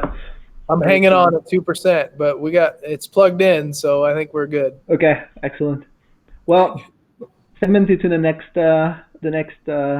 Yeah, keep it going. Podcast. Yeah. So I have a couple of questions for you that I have not shown you yet. Oh yeah. Part of the agenda. So, okay. Like I said, this is a little bit more fun. This is a little bit like on the lighter side. Okay. So here we go. So picture yourself. You're NAC finals. You're game 3. You're dead even. You're with like Denver and like Brampton. And then I don't know, like you're on the God pack. You get the godliest pack ever, and you need to win this game for the team. Which U2 song do you listen to hype yourself up to murder everybody in this game? Did you just say that? Oh my god. You know me. Probably Out of Control. Super old school, like 1979 rock jam, punk rock, YouTube beginners. Like that's probably my jam. If you played Out of Control, maybe Vertigo. Something a little more upbeat than their recent stuff. That's so funny you asked me that question. Oh my god. As a follow-up to that question, have you ever done that? Or, I wish. No, man. Remember all the music back in the maze used to suck back in the day, man. Like they never played anything good. Our mix in Phoenix was terrible. There's definitely no U2 on it. And I don't know that I would want U2 in the maze. Like it's not all that motivating, really, Yeah, true. That's a funny question. All right, next one. If you had to give the biggest trolls, like the biggest troll award for every era of the communication that we had for Laser Quest, so one for all the sport that laser tag, one for LQ Arena, and one for Facebook. Who wins each troll award? Holy crap! All that sport that laser tag and LQ Arena. Yep. It has to go to Irishman. Yeah. I mean, I don't know if you remember him, but like, he was the biggest troll of all time. I mean, he nonstop. He had to get the last word on every thread all the time. The guy went to prison. Like all the things he did, like didn't matter. He would still find a computer and find a way to post and like talk smack. And It was his hobby, right? That's all he did. yeah, it's definitely his hobby. Facebook. Jeez, you're asking the wrong guy, man. I don't know. Nowadays, I feel like there's a little troll aspect to Blue Flame. There's a little troll aspect. She's a little chatty. Yep. She gets a little chatty on Facebook. I'm gonna give it to her. Okay, fair enough. I don't know who else to give it to, but I'm gonna give her and I gave her credit for being one of the best of all time. Yeah. So this like kind of cancels that As out. a disclaimer, you know. Yeah, little bit of a troll, but that's okay. I love her. All right, so as you played a bunch of tournaments, your travels, I'm sure, have taken you to places that you never thought about going, to like Tulsa or going to like Calgary or something like that. So where's a place that you've traveled to that otherwise, if it wasn't for Laser Quest, you would have never gone to? Oh wow! If it wasn't for Laser Quest, well, Knoxville, Okay. probably Lincoln. Funny, there's a handful of Canadian centers. I mean, Calgary. I've probably been to like 55 centers, or at one point I had a count. Most of them are closed now. Definitely Lexington, Kentucky, Yeah. the old Lexington Center, and as well as York, Pennsylvania, Amish Right. town. No longer there, but I wouldn't be there otherwise. Funny story. I was in, I guess it was years and years and years ago after I got married. I went on a honeymoon in France, and I went to Cergy, Oh, right. Cergy en France, and and I was like, we were doing the whole Paris honeymoon, whatever. We're going to North. We were there like 15 days, and I was like, hey, there's this Laser Quest over here. And she was like, what? And I was like, look, we're just going to stop by. And we took this train to Cergy in France. The worst. The worst. My girlfriend doesn't like me talking about this. But you're still together all these years later, so that's fine, right? No, that's a different girl. We're divorced. So this is a new girlfriend. Oh, sorry, okay. New guy. But we go to Cergy, France. Yep. And we played a game. I played a game. She waited in the lobby, I'm sure. And there was a member there who knew who I was, and I didn't know who he was, and he was talking to my wife then at the time in the lobby about 007 and NAC, and I didn't know who this guy was. And her mind was totally blown that we were in some random shithole town in France, and this dude that I didn't know knew who I was. And so I would say that was the most random LQ experience in a different city in my life. Imagine, yeah. Do you remember his code name? No, Too long ago, eh? I don't remember. I know two guys from over there, Evil Man No, and I might know. I can't remember the other dude's name. I talked to the general manager, and then this member, he must have called him. This member showed up to play in a game, and I don't remember his code name. I just remember it being very just strange. What year was this? 2007. Okay, that's still pretty crazy. Like the world is not as connected as it is now, right? Like even 13 years ago. So Yeah. that is mind-boggling that you out of the blue. Oh, random, right? What the hell? Oh man. All right, who's a player that you've always wanted to team up with, but you just never had the chance? Well, I think I have played with Memnock. That would be one, but I believe that we did play in a tournament. A lot of those people on the all-time list that I mentioned, I've had the chance to play with Kyle. I would say playing with Adam with Excalibur would be pretty fun. Oh, you've played with him Uh, before at Vegas Fun in 2005. Let's look at you on Wikipedia over here. No, because I played against you guys that tournament, so I remember. Oh, you remember 2005? Remember? Holy crap! Yeah. Okay, not Adam then. Ricky. Oh, right. Yeah, those guys that like share my affinity for that like craftiness, that like sort of old school plus minus. Like I love Ricky's game style. I would love to listen to him talk about like I'm really, really interested in these other players that have been around for a long time, strategize about how to attack a game and a certain team and, what they think. Because I've only ever been exposed to really what the Phoenix guys think. There's been some side tournaments, but, it all stems from me wondering how Denver did as well as they did back in the day. Like I would have loved to have listened to their strategy meeting. So, even guys like who's like I think a federal judge now, Malice in Denver. Yeah. Like, these guys, I would love to play with him. We always had a very competitive, very healthy relationship. I would say Ricky, definitely Ricky. Okay.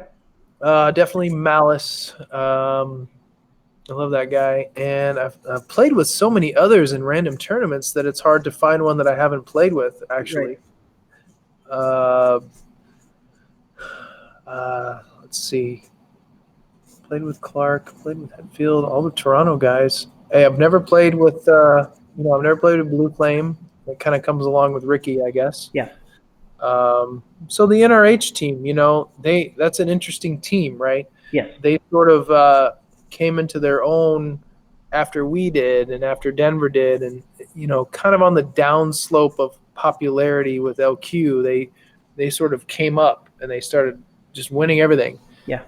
And it would be interesting to play with some of those guys and see their take on LQ as a whole now, especially, they kind of grew up with that double quest sort of mind frame, and we didn't.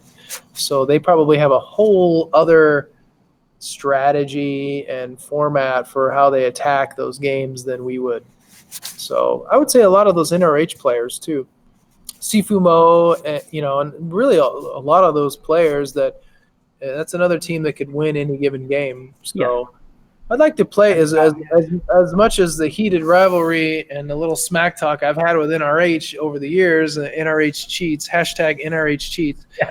I would still like to play a few games with those guys on the same team. That would be pretty fun. All right, a little twist on that question I just asked you. So let's say that you're given a chance to win a third NAC. Like you're going in a tournament, you're going to win. But you cannot play with Phoenix. Do you win it with Mountain View, Denver, or Fullerton? Fullerton. Yeah? I mean, those are my best friends. Like, we're talking about Mitch and Nick. We're talking about Fish and Papa Giorgio. Yes. And obviously there was a lot of other guys like Rob Paranoid and some others who played, and Randy Ain't No Lovin' over the years. They never really got the respect, that they deserved. Matt and all those F-Town guys. We were just, we were really close. We had a tournament in '98 called Best of the Best in Phoenix, and their whole center came out, and that was the first time we met these guys. And they're just super cool guys. Like Nick worked at Disneyland and got me in for free for years. Mitch Fish, he lived in Fullerton, and now he lives out here. He played for Mesa for years, and we're still good friends to this day. And to this day, he's still really relevant. He's still really good, right? Yeah, and he's like super excited. He's going to be in Denver. He's going to be playing in the Phoenix tournament. So, he's not practicing or anything like that, but he, yes, he's one of those Mesa guys that feels like there was a time, and I don't remember what year it was recently, when LQ decided not to do NAC anymore. Yes. And it was that year when it was that year when Phoenix and Mesa were merging because Mesa closed. Okay. And we had this like amazing team put together, and it was going to be the team that finally won, because Mesa would get like second and third, and they were very competitive, and all those poor Mesa guys like Scatman and Fish, Right. and a lot of others there, and Scooby and Blaze. Yeah. These are very, very good players. Very talented. Yeah. They never had the chance to win NAC, and that was the year that was going to be. And then corporate said, nope, no more NAC, and so they were just sort of like stepchildren after that. And they never got to do anything. I would definitely have Mitch on that team, and it would have to be made up the Fullerton guys. The Denver guys have won 3 anyway. They don't need it. So I gotta say Fullerton for that one. Okay, fair enough. Can you pinpoint the favorite game of Laser Quest you've ever played? If you had to choose one game.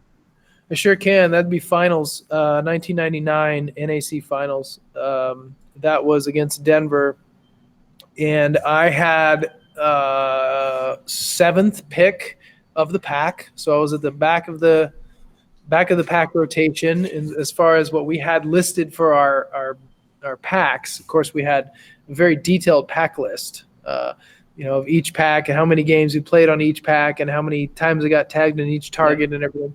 And we were up by a bit going into that last game of finals. And I just remember yelling and just screaming. And, my voice was almost gone at that point, but just yelling and screaming at the guys to try to motivate them. Hype them up. Yeah. And in hearing them scream back, you don't always hear that. We always had the strategy of no matter what's happening, you yell and you be positive like you're killing it. Right. That isn't always the case. Yeah. It's really hard to yell and say you're kicking ass when you're just getting worked. Yeah. And so that game I was doing pretty well, and I was yelling, and everyone around me was yelling, and we were screaming and yelling, and it's such a vindication. We really felt like we got screwed in 98. Sorry, Houston guys, love you. We feel like we got screwed, and so it was so vindicating, and it was such a positive experience. I remember a good friend of mine, Ronnie, on the floor. He was chasing whoever was running around on the floor, and he must have been doing well because he's yelling, and I hear Zebra, Darren, he's yelling, and everyone's yelling, and they're all responding, and usually Denver's really good at that, like yelling. We didn't hear any Denver guys really yelling. I think they knew what was going on, and they felt it, and it's sort of motivating, right? You hear all that. Yeah. And you come out and, whatever, scores flash, and that's probably the most memorable game of tag I've ever had. Did you win this game? Did you win that game? No, that game I was top on the team, but I was only in 4th. Okay. So we had this really great way of not having our bad players do poorly. So it was like 4 through 17. You know what I mean? Okay. So it didn't look great because we didn't have 1, 2, 3, but it was still good enough to win that game, and we'd already won the other 2 games. So it was just we won the NAC on that game. Yeah. So yeah. First time, I'll never forget it. It's just very interesting to me because if you ask that question to most laser tag players, most Laser Quest players, they would pick a game that they themselves came in first place, right? So this is proof. Like anybody who says that you have like an overinflated ego or anything, this is proof right there.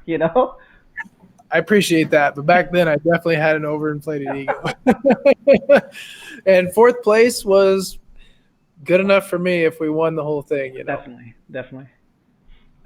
Who is the most unsung hero on Phoenix, the most underrated player throughout the years? Okay. 1 second. Sure. I'll wait for you for 10 minutes. Okay. Most unsung player in LQ in Or Phoenix. on Phoenix, yeah. Well, myself and Hocus get a lot of the attention. Yes. Um, that's a great question. I would have to say Jeff, the Edge. Okay. He, when we were competitive, and he didn't continue playing, so we won. He's a 2-time NAC champ. He won all those regionals with us. I think he stopped playing in like 2002, but Okay. he was a very quiet player. He reminds me of a player that probably should have been on Denver. He would okay. I see what you mean. a very subtle way of playing, not flashy. He knew where to find his points. He was very smart, and he always got them. And most people have no idea who the hell Edge is. Right.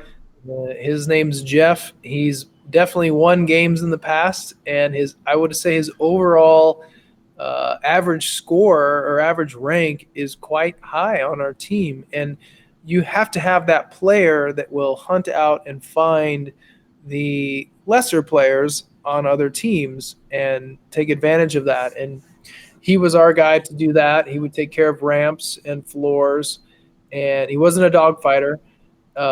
So for that reason, he wasn't very flashy or in the news, but he would do amazingly well, and he would protect us so that we could score more points. Okay. Oh, interesting. Excellent. Yeah. Okay, next super very serious question. Okay. What is the best hotel to stay at if you're going for the Vegas 5-man? What? I mean, we always stayed on the Strip. There's a lot of teams that are trying to save money. When I was a kid, it didn't matter, like whatever. But now that we're a little bit older and we all have a little bit more money, we definitely stay on the Strip. So if you're staying on the Strip, it's going to be the Cosmo. Cosmo, really? But back in the day, like Vegas 5-man, no doubt, like every team stayed at Excalibur. Right. Every team. It was cheap. So we'd stay at Excalibur and we'd see all these members like playing at tables in the lobby the whole time. Great memories about the Excalibur for sure. A big party, right? Yeah. Yeah, always a big fucking party. I love Vegas 5-man. To me, like in the season of like NAC, like Vegas 5-man always felt like the all-star game, It was, and it was always like, who doesn't want to go to Vegas? And it's exactly. cheap from everywhere in North America. Like everyone can get there pretty cheap. So it was always a great time. I love the Vegas 5-man, and that Vegas 5-man, much love to Papa Giorgio for finding, organizing, setting up Vegas 5-man for years and years and years. He's the man. What's your proudest side tournament win? Proudest side tournament win. Wow. I'm going to say Mississauga 5-man. What year? That was 1999. Okay. Oh, wow. Yeah, it was a while back, but it was a regular, consistent tournament. And back then, there was a member up there named Style. Yes. He would give a Smack Talk award. And I ended up winning the Smack Talk award. But it was unique because it was a tournament where everybody sent players and they would kind of combine from different centers. Okay. We sent 5 from Phoenix, and it wasn't our best 5. It was like our moderate 5. And we kicked everyone's asses, and it felt really great. And it solidified kind of our confidence that we would be able to win NAC. We took Zebra to that. Zebra's on the bottom end of the team for sure. Darren, good friend of mine. He did really well. A very unique maze in Mississauga. Definitely. Like nothing we had seen before. We were able to kind of adapt to that and sort of overcome. And we played. God, I played so many side tournaments over the years, and some of them, as far as winning, were like shoe-ins, like the World Challenge, like you knew we were going to win that. Best of the best, best of the West, whatever. Michigan 3-man, Ouija flying us out. Mississauga, though, was just all 5 Phoenix guys against a lot of stacked teams. Right. And we were able to show that we were going to win NAC that year. And so that's why it's so memorable for me. And it's that much more rewarding because you did it with your brothers, right? With your homegrown center. Exactly right. Exactly right. And it always feels better when you do it with your homegrown guys. Who do you consider to be your biggest Laser Quest role model? Oh, man. Role model. Wow.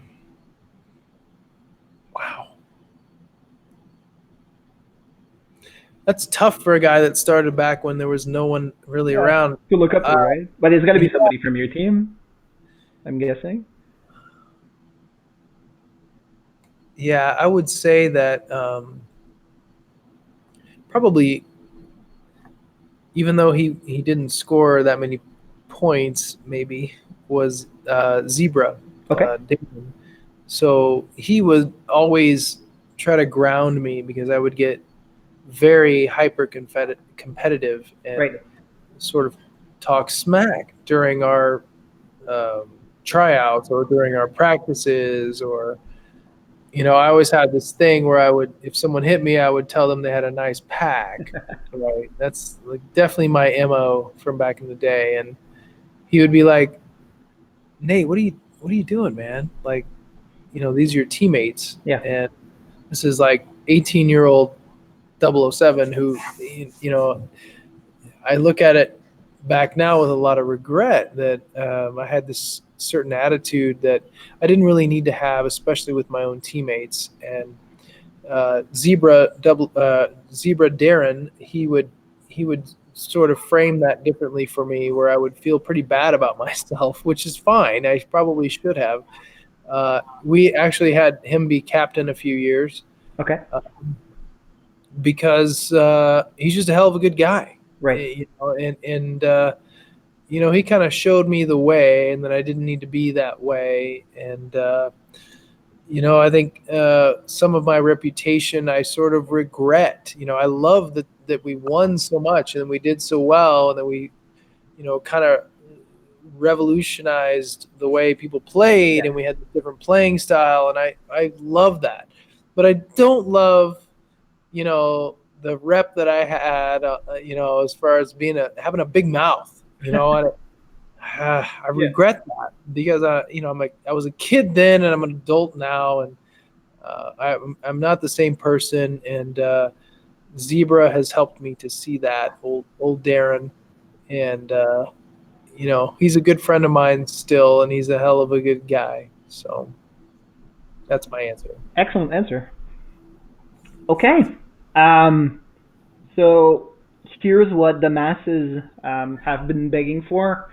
They've been begging for me to ask this question of you because you are on a roster for the Phoenix 4-man and for the Denver tournament. So is 007 making a comeback?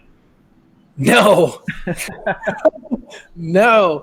I enjoy playing. And when I get to the tournaments, I'm going to give it my all. So anyone that wants to play with me, I'm not going to, give up or play short of my ability. I'm going to give you everything. But as far as practicing and being, back in it all, it's challenging for me, man. It just, I'm still blown away by the fact that there's even tournaments. Yeah. And I love it.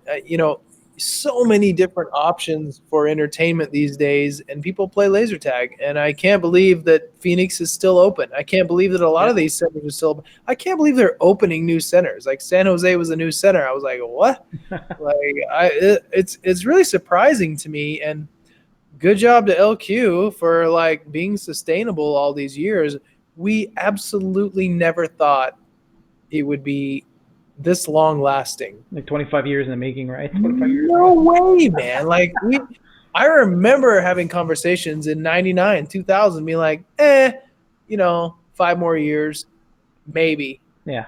And, it's 2020 and they still got whatever 40 plus centers. Here It's we are. amazing, and here we are. So, and we're playing tournaments, and I love it. I'm glad that it's not dead. I'm Yes. happily surprised by it. Am I making a comeback? Not really, but do I enjoy going? Absolutely. But for me, it's more. I want to hang out with the guys, and it's more of the friendships. Yeah. These things, this thing that LQ has done for me. When I did get married in way back 2007, my best men were people I met at laser tag. People, Yep. my groomsmen were from laser tag. Hetfield came down and he was an usher in my wedding for my wedding. These people, like I would never. I don't know what my life would look like if it wasn't for Laser Quest. It's so strange to say that, Yeah, no, but I feel you, definitely. my life would be like so different without Laser Quest and the people that have filled it. And it's so unique to say that you were the best in the world at something Yes. at some point.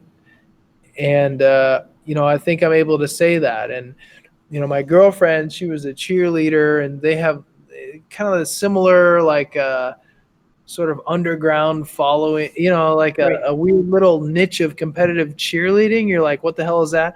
It's kind of like LQ. You try to explain it to people, and they're like, what? And they kind of have to go and see it for themselves. Yeah. But the friendships that I've been able to make over the years, it's really kind of remarkable, and I have to thank LQ for that. Oh, definitely. And I think anybody listening to this podcast, from the Laser Quest group, will absolutely be able to relate to what you're saying, right? I guess Yeah. the major difference is that you've been doing it longer than Well, I'm pretty just old. much anybody else, right? No, just old. And before me, like I said, when I first started playing, there was guys at our center that had been playing for years, and they've Right. played for Photon and Qzar and Ultrazone and all these other things. I'm not some pioneer. It's just you learn from who you learn from, and it's so weird to talk. I appreciate this podcast because I really enjoy talking about the old days and everything, because it's so memorable to me. Some of the best.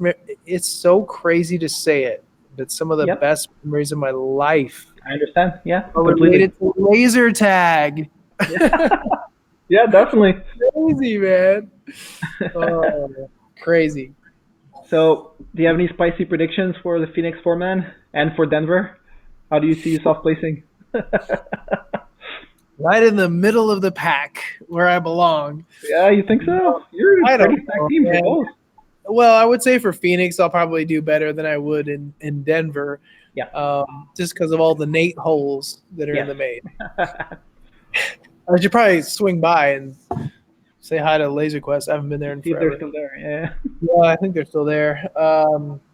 No, I don't have any bold predictions. Jeff Shaolin style. He's recruiting, and he wants to win. And Yeah. I tell the same thing. I'll tell Kyle, like, I'm not really here for that. I want to win. I'm going to give it my all. Yes. But I'm really just in it to hang out with guys and see old friends. And I'm not any better than I was in San Jose, last year. So, I was able to win a couple games there and do okay. And that's good enough for me, dude. Yeah, as long as you have you have fun, you catch up with people you haven't seen in years. That's really what it's all about now, right? I have something for you. Sure.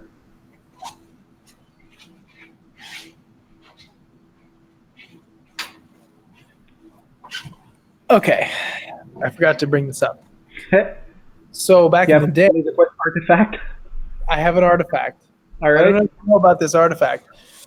So back in the day, if you won NAC from 95 to 2004, you were given the Thompson Trophy, named Yes. after Thompson. Yeah. Yes. And after that, I think they changed it, made it a new whatever thing. But it was back then, it was all about the Thompson. and you Yeah. wanted to win the Thompson.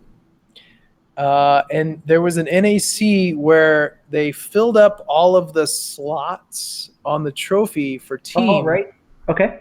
They had you draw out of a hat, to see what center would take the trophy home. So Denver had 3 wins. We had 2. Brampton was on there. Oshawa was on there twice, Yep. And so we actually won it. So I'm the guy that actually has it. Nice. So it's been in the drawer. It's been in undercover. See if we can see. Like, we're gonna scroll. Right, you're gonna tell me you don't even have it up, like somewhere?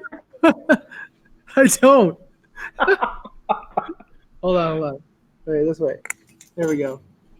We're on there twice Yep. in 2 decades. The only team to have won in 2 different, millennia, I guess. Yep. Yeah, true. 2000. Anyway, there it is. I still have it. That's absolutely hilarious. And that's it. Oh man, so I think you were saying how like you had a reputation of like being like a trash talker and everything. So I think this podcast you were like super humble and it did a really good job of like redeeming your reputation up until you said you didn't have the fucking Thompson trophy up, that it wasn't a drawer, dude. Come on. Sorry about that. I'll put it on eBay or something. Somebody can. Well, I'll auction it off. Whoever wants it, highest bidder. So Jamie will Jamie will mortgage his house to get it. Of course. It's actually, I had it signed. You can't see it, but right there is Greg Thompson's signature. Oh, nice.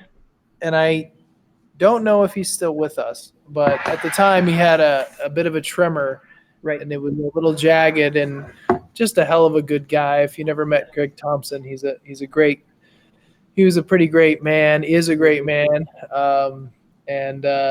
So if I'm going to sell it, it's with Greg's signature, just so you know. So you can get a few $1 million, like definitely on eBay. My girlfriend won't let me hang it up in our house, that's for sure. All right, fair enough. Okay, man, we're almost at the we're almost at the 2-hour mark. I think this will be closing statement. Is there anything you want to say to the community?